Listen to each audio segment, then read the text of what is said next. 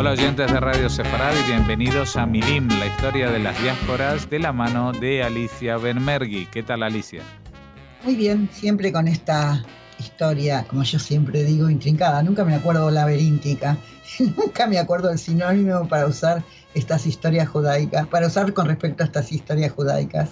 Bueno, vamos a recordar que estamos hablando ya, creo que esta es la octava entrega que hablamos del exilio sefardí, el exilio interior y el exilio exterior, porque muchos se fueron a otros lugares, pero también muchos se quedaron de forma velada, oculta, aunque también hubo quienes después de estar aguantando de esa forma volvieron a salir y ya pudieron asumir su condición de judíos. Y todo esto enmarcado en una historia que muchos de estos relatos los pueden encontrar en la página web www.milimcultural.com.ar. Y si quieren, también pueden recibir cada 2 semanas y gratuitamente en su correo electrónico un boletín sobre historias de la historia judía, suscribiéndose a través de cultural@.com.ar. Dicho todo lo cual, pues ahora sí vamos a hablar de estos sefardíes que partieron de... Arnet, perdón, claro, cultural@arnet.com.ar. Claro, si no decimos Arnet no hacemos nada.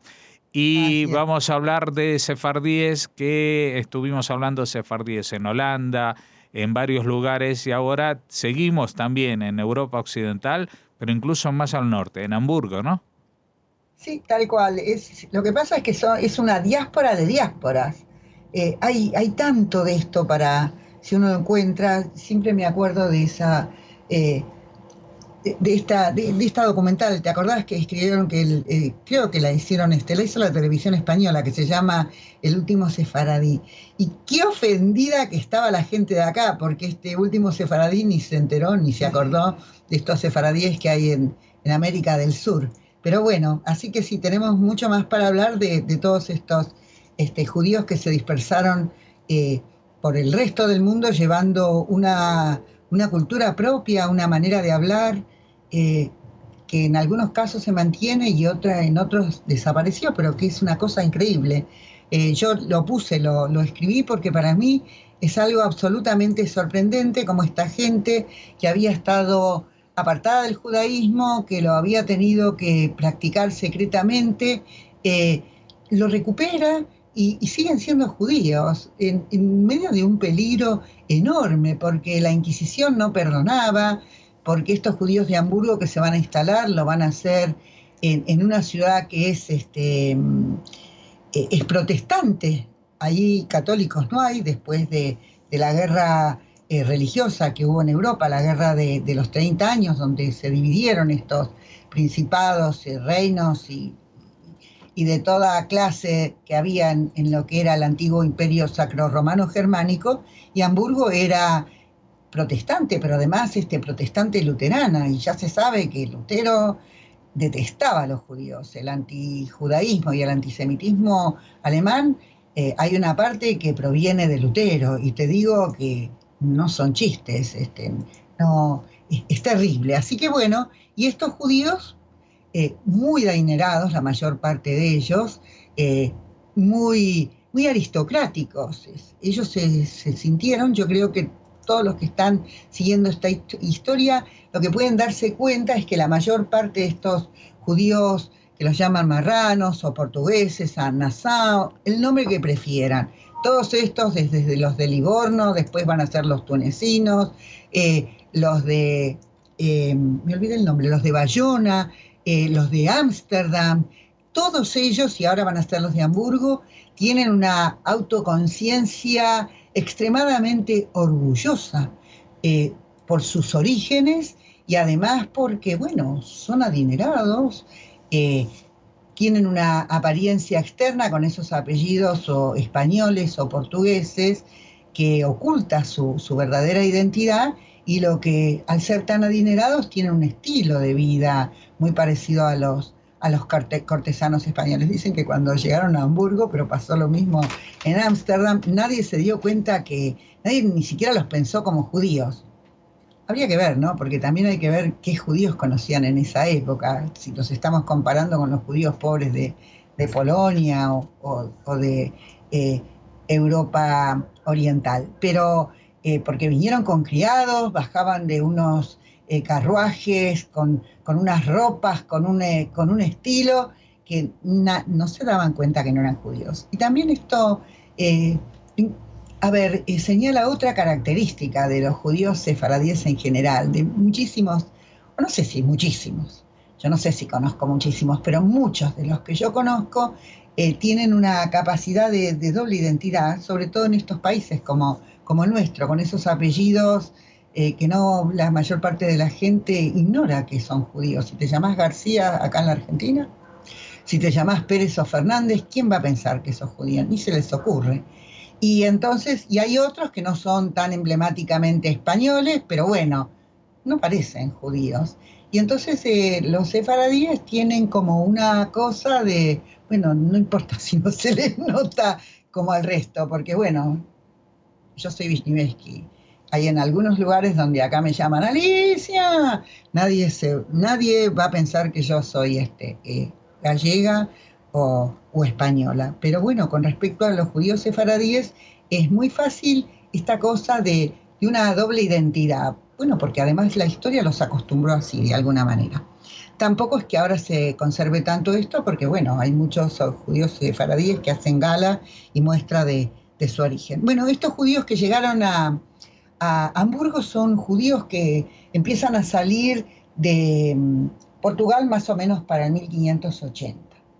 Estaba pensando mientras revisaba el texto que yo lo tomé de un texto sobre la historia de estos judíos de Hamburgo. Entonces me pregunto de qué Felipe de Austria sería. Después lo voy a pensar un poco y tal vez lo corrija. Porque Felipe de Austria sería Felipe el rey de España y estos de donde se escapan es de Portugal. Y también si el número fue tan grande de los judíos que se fueron de Portugal. Se dice que fueron unos 5.000. Yo no sé si se fueron 5.000, pero lo cierto es que los datos sobre estos judíos de Hamburgo dice que llegaron unos 1.200 a Hamburgo. Y los judíos que vivieron en Hamburgo únicamente fueron sefaradíes. Eso sí es así.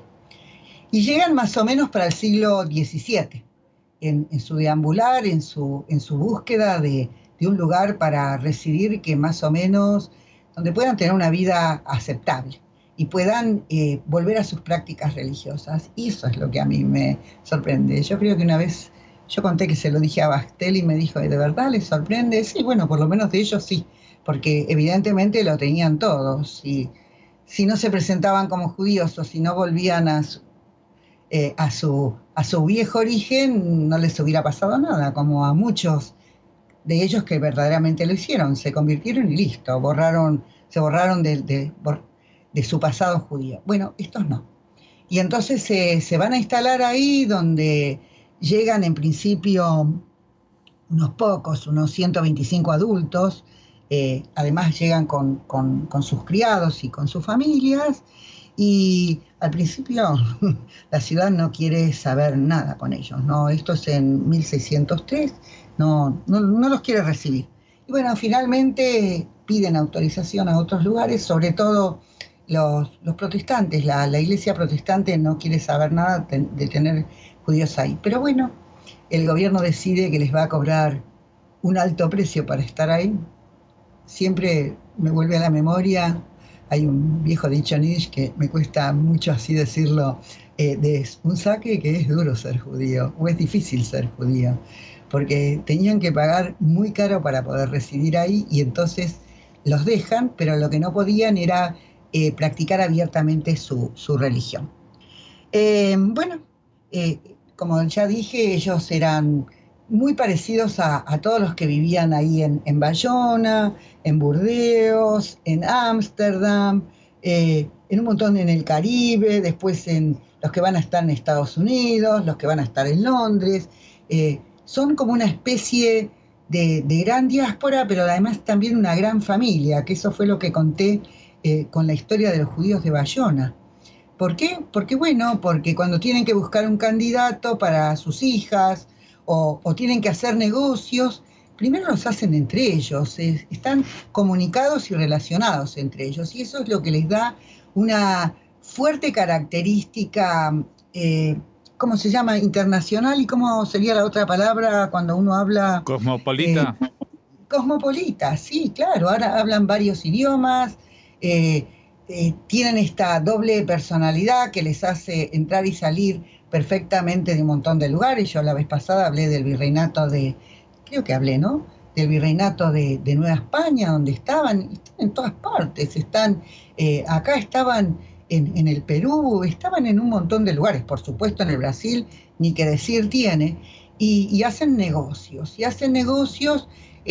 yo no sé si te dije que una vez estuve buscando, porque yo todo el tiempo tengo algo en historia que a mí la verdad que me beneficia mucho, que no doy nada por hecho. Me pregunto por qué tenían tanto dinero, por qué tenían tanta fortuna. No sé si hablamos en algún momento, pero tiene que ver justamente con ese tráfico internacional de estos portugueses que llegaron hasta Macao, que después descubren Brasil, y son lugares donde se trafican desde piedras preciosas, bueno, por supuesto esclavos, pero también el azúcar que los judíos de Marruecos descubren la forma de refinarlo, traen alimentos como los que traían el cacao y el café, pero además el tabaco.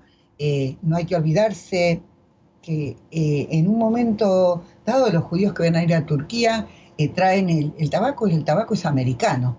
Y siempre me acuerdo de las novelas que leía, novelas muy viejas que hablaban del tabaco turco. Y bueno, ¿quién llevó el tabaco a Turquía? ¿Con qué tenía que ver? Y después lo tienen los griegos también. Bueno, estas cosas que trafican estos mercaderes internacionales, además especias, ellos se ocupan del comercio de las especias y también de las fibras. Así que, y tienen mucho, pero mucho dinero. Y esto les permite establecerse en estos lugares y prosperar. Así que se dice que entre los antecedentes de ellos están el haber ayudado a la fundación del Banco de Hamburgo. Pero también son gente que eso lo dijo Bastel, gran parte de ellos no solo son adinerados, son gente muy refinada y además culta. Los hombres no solo saben leer, tienen bibliotecas, sino que las mujeres en esa época no sabían ni leer ni escribir, pero estas mujeres por lo pronto sí sabían leer.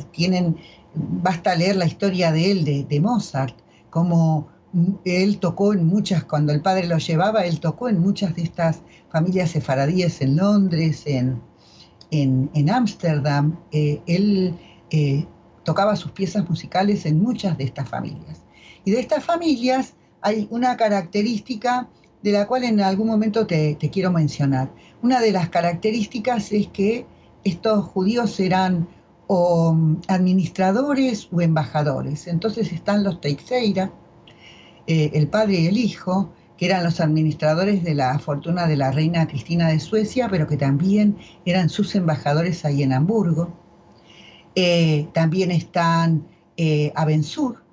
Abençur era el embajador creo que del rey de Polonia en Hamburgo, y estaban los otros, no me acuerdo cuál era, que era embajador de Portugal también en Hamburgo. Así que ellos van a ser embajadores y van a tener importantes lugares también.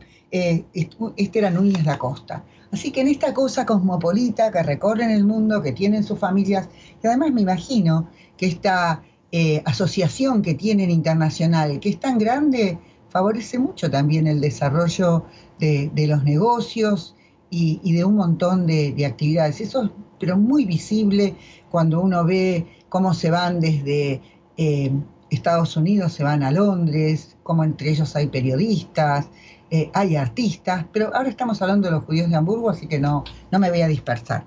Lo que quiero decir es que, bueno, entre estos, bueno, hay por supuesto, ellos tienen su sinagoga, tienen toda su práctica religiosa perfectamente establecida, van a tener su cementerio en Altona, tienen Jajami tienen rabinos muy importantes y las prácticas religiosas para ellos fueron extremadamente importantes. Eh, los datos están, por supuesto, en todo lo que te escribí y te conté, pero lo que quiero contar es que había entre ellos había un astrónomo de apellido, Bocano Rosales. Eh, Siempre le digo a la gente que se fije bien que gran parte de la gente que tiene apellidos como Rosas, Rosanes, Rosales y todo eso, habitualmente son de origen sefaradí. No sé por qué. Pero bueno, O sí, sea eso es que algo. yo siendo Rosenblum igual tengo algo de español también. Y a ver, ¿cómo sabéis que no? No lo ¿Cómo sé. sabéis que ¿Cómo podés no saberlo? ¿Qué sé yo? Yo siempre a mí me llama mucho la atención, los judíos fueron y vinieron, pero constantemente. ¿Cómo tenés idea? ¿Cómo? No hay manera de saberlo. Yo te dije una vez que se dice que Herzl era descendiente de sefaradíes, y si le mirás la cara a Herzl, un judío hijo de un húngaro y de una alemana, con ese pelo absolutamente negro, esos ojazos negros y esa barba negra. Dicen que él, Freud lo llamaba como el príncipe, lo llamaban los judíos de Viena. Bueno, se dice que era descendiente de sefaradíes, porque los sefaradíes estuvieron también ahí ¿cómo se llama? Hoy siempre me olvido el nombre de la capital de Hungría, no sé por qué. En Esas cosas que te Budapest. pasan. ¿Eh? Budapest. De Budapest, claro, porque los turcos hicieron una traslación de población sefaradí y después se llevan judíos de Budapest, se los llevan también al imperio turco. Así que, mira, yo no aseguraría nada, ¿sabes?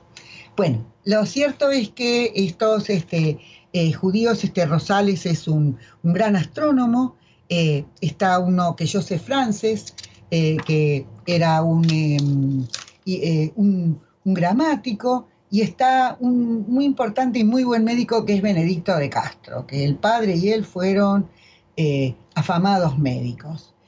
Bueno, lo cierto es que para 1667 les empiezan a restringir mucho su libertad. Quiero decir que también, ¿tengo un ratito más?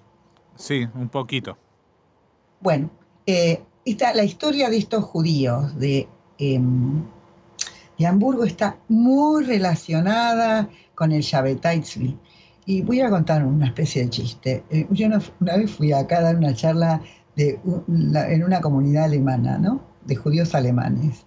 Y me miraron con una expresión muy sospechosa cuando dije que estos judíos de Hamburgo, los judíos de Ámsterdam, judíos así, digamos, de Europa Central, fueron los más devotos seguidores, y esto pasó ahí en Hamburgo, del Shabbatai Tzvi. No te puedo decir la cara podría decir con cara de asco, con que me miraron y les dije, bueno, piensen que después Alemania siguió a Hitler. En historia hay que hacer esas relaciones, hay que darse cuenta. Bueno, y ahí había un rabino que era Sasportas que debe haber sido evidentemente o de Barcelona o de origen catalán, con ese apellido, Esas Portas fue el único que no aceptó, que rechazó absolutamente la teoría de que el Shabbatai era el Mesías. Ellos usaban una ropa muy especial, eso lo voy a contar en otro momento, de un color, porque ellos estaban haciendo circular por toda Europa la noticia de que el Mesías estaba a punto de llegar. Los empiezan a perseguir en 1697, les restringen sus actividades religiosas, y después les empiezan a pedir cada vez impuestos más altos para residir de ahí, y bueno, gran parte de esa comunidad se va. Ellos tenían su cementerio en Altona, y al lugar donde van a ir una parte importante de ellos es Altona. Lo que sí quiero dejar, y no quiero dejar sentado, es que parte de estos judíos sefaradíes tienen que ver con la historia de Alemania. Evidentemente se habrán quedado algunos, tanto es así que en la historia de Alemania hay apellidos alemanes mezclados con apellidos sefaradíes. También esto es cierto que hay que decirlo, que también es porque vinieron judíos del Imperio Turco a residir a Alemania, pero tienen que ver con esta historia. Y una pequeña anécdota antes de despedirnos. No sé si alguna vez la conté. En mi pueblo, que era un pueblo de judíos, no eran rusos, de judíos del imperio zarista, llegaron, escapando de los nazis, familias alemanas buscando refugio. Esto fue antes que se desencadenara la guerra. Llegaron y bueno, por gente muy refinada o gente de ciudad muy urbana, tuvieron que llegar a un pueblito perdido en la pampa, en el campo. Y bueno, había ahí, uno de ellos era un enfermero que era absolutamente limpio, era así una cosa bien alemana, siempre voy a recordar, son recuerdos de mi infancia, que tenía unos guardapolvos blancos impecables y todo. Y el apellido de él era Egaba. Y yo nunca entendí qué apellido alemán era ese, hasta que una vez mirando la historia de los judíos de España, me enteré que había un apellido sefaradí que era Egaba. Este hombre debe haber sido descendiente de ellos. Y si pensás bien, mirale la partícula al y verás que por dónde va la historia de la gente. Así que si vos decís que sos Rosenblum y no tenés muy claro, si no podés saberlo. Así que bueno, creo que lo que sí quería decir es que, bueno, gran parte de esta comunidad fue eliminada por los nazis, como se hizo con el resto de los judíos ashkenazim. Algunos ignoran todo la enorme tragedia que significó el nazismo también para los judíos sefaradíes, pero bueno, de esto vamos a seguir hablando en nuestras próximas entregas. Y bueno, me parece que seguir hablando de historia es seguir hurgando sobre nuestro pasado, que no está nada mal. Por lo menos a mí, que soy profesora de historia, me encanta. Uh-huh. Y vamos a despedirnos recordando la dirección para encontrar esta y muchas historias en la página web www.milimcultural.com.ar, y el boletín electrónico, si quieren, es cultural@arnet.com.ar.